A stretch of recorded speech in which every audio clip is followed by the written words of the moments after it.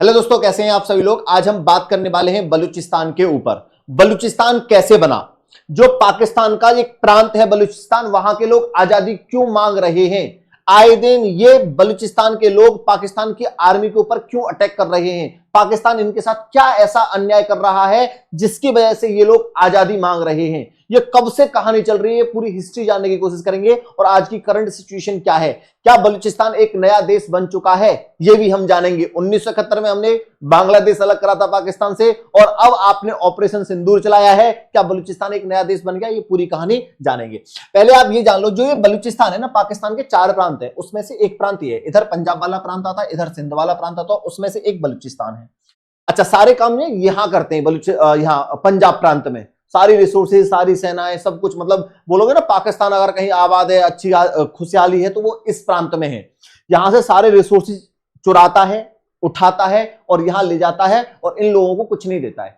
सोना हो, तांबा हो, तेल हो, ये सारी खदान बलूचिस्तान में पाई जाती हैं, और यहां से ये निकालेंगे, इन सारों रिसोर्सेज का यूज करेंगे और यहां यूज करेंगे। इन लोगों को कुछ भी नहीं दिया जाता है। 70% लोग गरीबी रेखा लाइन के नीचे आते हैं, बलूचिस्तान के लोग। अच्छा, ये बलूचिस्तान बना कैसे था? ये बलूचिस्तान ये ना, जिसकी बाउंड्री ये अफगानिस्तान के साथ इधर शेयर करती है और इधर ईरान के साथ शेयर करती है। यहां ना पहले छोटे छोटे प्रांत थे, तो जो आपका मीर जलाल खान था, एक मीर जलाल खान थे, यहाँ छोटे छोटे प्रांत थे, सबको उन्होंने इकट्ठा करा, और इकट्ठा कर कर इस पूरे क्षेत्र का नाम दे दिया बलूचिस्तान। तो कहा जाता है कि बलूचिस्तान के जो फाउंडर हैं वो मीर जलाल खान हैं। इन्होंने ऐसा क्यों करा था? क्योंकि इधर तो मुगल थे, भारत में मुगल थे, मुगल काल की बात कर रहे हैं, और इधर सैफिद थे, तो इन दोनों के बीच में ये फंस गया था, इसलिए अपनी सेफ्टी के लिए उन्होंने बलूचिस्तान बना दिया। अभी इंडिया और पाकिस्तान उस समय एक साथ रहते थे, एक ही थे। अब आप पूरी कहानी यहां से समझो। 1540 की बात है, 1540 की। जो बाबर मुगल शासक सबसे पहले भारत में आया था, उसका एक बेटा हुमायूं था। हुमायूं को मार पीट कर शेरशाह सूरी, जो बिहार के शेरशाह सूरी थे, उन्होंने मार पीट कर भगा दिया। जब ये भाग गया तो ये कहां जाके छुपा था? ये बलूचिस्तान का एरिया है, इसके बगल में ईरान है, तो इसके यहां से निकल के ईरान में जाके छुप गया और ईरान में रहने लग गया। ईरान में कौन? आपका ये हुमायूं।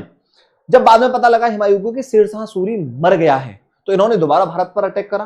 हुमायूं दोबारा भारत की तरफ गया, और जब दोबारा उसकी तरफ गया, हुमायूं बाबर भारत की तरफ आया शेरशाह सूरी मरने के बाद, तो इन लोगों ने, जो बलूचिस्तान के लोग, थोड़ी सी इनकी हेल्प करी और इनको भारत में एंट्री करवा दी। तो बाद में क्या होता है, इन सरदारों ने मदद करी और वहां उनको एंट्री दिलवा दी। अब 1959 मुगल बादशाह औरंगजेब दिल्ली का शासक बना। उसकी सत्ता पश्चिम में ईरान के बॉर्डर तक थी, यहां ईरान के इस बॉर्डर तक थी, लेकिन दक्षिण में उसे लगातार मराठों की चुनौतियों से जूझना पड़ रहा था। तब बलूची सरदारों ने मुगल हुकूमत के खिलाफ विद्रोह छेड़ा, और बलूच लीडर मीर अहमद ने 1666 में बलूचिस्तान के 2 इलाके कलात और क्वेटा को औरंगजेब से छीन लिया। यहां आपके 2, ये क्वेटा है और यहां एक कलात था, इन दोनों को औरंगजेब से छीन लिया। ये इसकी थोड़ी सी हिस्ट्री है, जो आपको बताना बहुत ज्यादा जरूरी था कि बलूचिस्तान का जो हिस्ट्री है, जो इतिहास है, वो ये था। अब आगे और देख लेते हैं। आगे की अगर हम बात करें दोस्तों, सभी लोग ध्यान से देखिएगा कि जो बलूचिस्तान है, पाकिस्तान ने बलूचिस्तान के ऊपर कब्जा कैसे करा। अब ये पूरी कहानी जानने की हम कोशिश करते हैं। ये पूरा एरिया मैंने आपको समझाने की कोशिश कर दी बहुत अच्छे से। बलूचिस्तान पाकिस्तान का सबसे बड़ा और क्षेत्रफल के हिसाब से सबसे विस्तृत प्रांत है। विभाजन से पहले बलूचिस्तान के हिस्से अलग अलग राज्यों में बटे हुए थे, जैसे ब्रिटिश बलूचिस्तान अलग था, कलात रियासत अलग थी, मकरान, खारान और लसवेला, ये सारी यहां जो है, ये अलग अलग आपको रियासतें दे रखी हैं। अब आगे थोड़ा सा और जान लेते हैं। बलूचिस्तान पाकिस्तान का सबसे बड़ा राज्य है, 44% हिस्सा कवर करता है। जर्मनी के आकार के होने के बावजूद यहां की आबादी सिर्फ 1.5 करोड़ है, जर्मनी से 7 करोड़ कम। बलूचिस्तान सबसे ज्यादा क्या देता भैया? इसके यहां क्या खदान पाई जाती है बलूचिस्तान में? तेल, सोना, तांबा, अन्य खदानों से संपन्न है। इन संसाधनों का इस्तेमाल कर पाकिस्तान अपनी जरूरतें पूरा करता है। इसके बाद भी ये इलाका सबसे पिछड़ा हुआ इलाका है। यही वजह है कि बलूचिस्तान में पाकिस्तान के खिलाफ नफरत बढ़ रही है। पाकिस्तान का कब्जा होने के बाद से बलूचिस्तान में 5 बड़े विद्रोह हुए हैं। सबसे हालिया विद्रोह 2005 से शुरू हुआ है। ये लोग आजादी मांग रहे हैं। इनका कहना है कि पाकिस्तान हमारा यूज कर रहा है और हमारे ही लोगों को पकड़ता है और उन्हें जेल में बंद करता है, उन्हें गोली मारता है, उनका अपहरण करता है। हमें पाकिस्तान से अलग होना है, हमारे यहाँ की रिसोर्सेज का यूज करके अपने पंजाब प्रांत में यूज करता है, हमारे यहाँ के लोगों को और गरीब बनाए जा रहा है। अच्छा, ये जो बलूचिस्तान है, बलूचिस्तान पर कब्जा पाकिस्तान ने कब करा था? जब भारत और पाकिस्तान की आजादी की कहानी चल रही थी, अंग्रेज थे उस जमाने की बात है, मतलब 1947 के आसपास की अगर हम बात करें कि बलूचिस्तान के कुछ हिस्से आजाद थे, खासकर आपका कलात रियासत। कलात के शासक खान ऑफ कलात मीर अहमद यार खान ने पाकिस्तान के साथ विलय न करने और स्वतंत्रता रहने का फैसला किया था।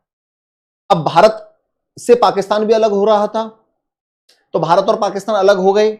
उस बीच कलात भी थी एक जगह जिसको अब बलूचिस्तान कहा जाता है। तो बलूचिस्तान ने, कलात ने, जो वहां के राजा थे, जो वहां के शासक थे, खान ऑफ कलात मीर अहमद यार खान, उन्होंने मना कर दिया था कि हमें पाकिस्तान के साथ विलय नहीं करना है, हमें अपना एक देश अलग बनाना है। अच्छा, 14 अगस्त 1947 को पाकिस्तान का गठन हुआ था और 15 अगस्त 1947 को कलात ने अपनी स्वतंत्रता की घोषणा कर दी थी। अब जब ब्रिटिश शासक थे तो ब्रिटिश सरकार थी, ब्रिटिश सरकार ने यह कह दिया था कि ठीक है, कलात को स्वतंत्र रहने की अनुमति हम देते हैं, लेकिन मौखिक रूप से उन्होंने बोला था, लिखित में नहीं दिया था। लेकिन पाकिस्तान इसके पक्ष में नहीं था। फिर क्या हुआ? फिर पाकिस्तान की जो पूरी कयास थे वो ये थे कि कैसे भी करके हमें इस कलात को, इस बलूचिस्तान को अपने अंडर लेना है, क्योंकि यहां ऐसी खदानें हैं जो हमारी अर्थव्यवस्था को मजबूती देंगे। फिर इन्होंने क्या करा? इनके जो महाशय साहब ये थे जिन्ना जी, इनके बारे में तो क्या ही कहा जाए। तो पाकिस्तान ने शुरुआत में शांतिपूर्ण वार्ता का रास्ता अपनाया कि शांति तरीके से ये हमारे साथ विलय कर लें। मोहम्मद अली जिन्ना ने खान ऑफ कलात से बातचीत की, लेकिन विलय का मुद्दा हल नहीं हो पाया। जो कलात के शासक थे उनसे बातचीत करी, बातचीत करके यह बोला गया कि आप हमारे साथ शामिल हो जाओ, हम मिलकर तरक्की करेंगे और एक साथ आगे बढ़ेंगे। खान ऑफ कलात ने बलूच संसद दार उल अमरा में विलय प्रस्ताव रखा। उन्होंने बोला कि भैया पाकिस्तान हमें विलय करना चाहता है अपनी संसद में, तो आप लोगों का क्या सुझाव है? जब उनके ऊपर दबाव बनाया गया तो भैया संसद ने पूरी तरीके से इसको खारिज कर दिया। ये पूरी कहानी तब की है, आप यहां की पिक्चर्स देख सकते हो। तो फिर क्या हुआ? जब पाकिस्तान को पता लगा कि भाई इन्होंने तो भाई पूरा ही ये खारिज कर दिया है मामला, लेकिन हमें तो इनको किसी न किसी तरीके से अपने अंडर में लेना ही है, तो फिर क्या होता है? पाकिस्तान ने कलात को मिलाने के लिए बातचीत का रास्ता अपनाया। ये तो मैंने बता ही दिया। 27 मार्च 1948 को पाकिस्तान ने अचानक कलात पर कब्जा करने की घोषणा कर दी। 27 मार्च को घोषणा कर दी। पाकिस्तानी सेना ने बलपूर्वक कलात में प्रवेश किया और खान ऑफ कलात को जबरन विलय के लिए दस्तावेज पर हस्ताक्षर करने के लिए मजबूर किया। यह करा था पाकिस्तान ने। तब जाके बलूचिस्तान इन्होंने अपने अंडर में ले लिया। तभी से वहां आंदोलन चल रहे हैं, तभी से वो लोग आजादी की बात उठा रहे हैं कि हमें आजादी चाहिए। यह है पूरी कहानी। तो कहीं ना कहीं जिन्ना ही था, समझ जाओ। अब क्या हुआ? कलात के फिर जब ये सारी चीजें हुई तो कलात के युवराज प्रिंस शहजादा आगा अब्दुल करीम ने पाकिस्तानी कब्जे के खिलाफ बगावत कर दी। तब से ही बगावत स्टार्ट हो चुकी है। उन्होंने पाकिस्तान के कब्जे को अवैध बताया। उन्होंने बोला जो पाकिस्तान ने हमारे ऊपर कब्जा करा ये अवैध है। स्वतंत्र बलूचिस्तान के लिए आंदोलन शुरू किया। तब से ही ये आंदोलन चल रहे हैं बलूचिस्तान में। तब से बेचारे को आजादी मिली नहीं आज तक। वहां अत्याचार हो रहा है उन लोगों के साथ, लगातार वो लोग संघर्ष कर रहे हैं। 1950 में उन्होंने, 1960 में, 1970 में, 2000 के दशक में कई बार बलूच स्वतंत्रता आंदोलन का उभार हुआ है और 2005 से तो लगातार चल रहा है। उसी के चलते तो अभी इन्होंने एक ट्रेन हाईजैक करी थी। पाकिस्तानी सेना इन आंदोलनों को सख्ती से दबाती है जिससे संघर्ष ज्यादा बड़ा रूप ना ले। आगे अगर बात करें तो बलूचिस्तान में ये अब तक 5 बहुत बड़े आजादी के विद्रोह हुए हैं। 1948-50 में हुआ था, 1958-60 में हुआ था, 1962-63 में हुआ था, 1973-70 में हुआ था। अब 2005 से लगातार जारी है ये सारे विद्रोह। अच्छा, अब मौजूदा स्थिति क्या है ये थोड़ा सा जान लेते हैं। तो संघर्ष जारी है, लड़ाइयां हो रही हैं, मारकाट चल रही है, बलूचिस्तान के लोग, बलूचिस्तान की जो आर्मी है, जो BLA पार्टी है, वो लगातार पाकिस्तान की सेना के ऊपर हमला कर रहे हैं कि हमें आजादी चाहिए। अब यहां की ये फिलहाल की स्थिति बनी हुई है। बलूच स्वतंत्रता सेनानी बलूच लिबरेशन आर्मी BLA जैसे संगठनों के जरिए संघर्ष जारी रखे हुए हैं। पाकिस्तान सरकार विकास परियोजना के जरिए बलूचिस्तान को मुख्य धारा में लाने का प्रयास कर रही है, लेकिन राष्ट्रवाद की भावना अभी भी प्रबल है। आगे देखो, बलूचिस्तान में स्वतंत्रता की घोषणा। बलूचिस्तान ने अभी आपने देखा होगा, वहां के एक नेता हैं, उन्होंने साफ साफ बोल दिया, BLA के नेता, उन्होंने साफ साफ बोल दिया है कि हम स्वतंत्रता की घोषणा करते हैं। 14 मई 2025 को बलूच नेता ने फ्री बलूचिस्तान मूवमेंट के तहत पाकिस्तान से स्वतंत्रता की घोषणा की और रिपब्लिक ऑफ बलूचिस्तान की स्थापना का ऐलान किया। उन्होंने संयुक्त राष्ट्र से शांति मिशन भेजने की अपील की और भारत से जिन्ना हाउस का नाम बदलकर बलूचिस्तान हाउस रखने का अनुरोध किया, जो उनकी पहचान और समर्थन की दिशा में एक प्रतीकात्मक कदम है।